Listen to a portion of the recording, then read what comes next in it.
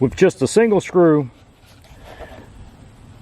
That is a 2x6 behind here on its edge, so I've only got 1.5 inches to deal with, and that 1.5 inches starts right at the top of this in behind me, right there where my knuckle is. I'm just now touching it where my knuckle is, so it's back in here.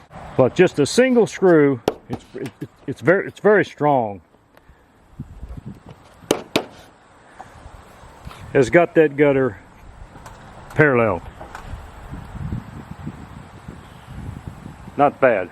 So I'm not going to go out 1 every 24 inches like recommended. It's not that bad, but I might go 1 every 30 inches. I'm not sure yet.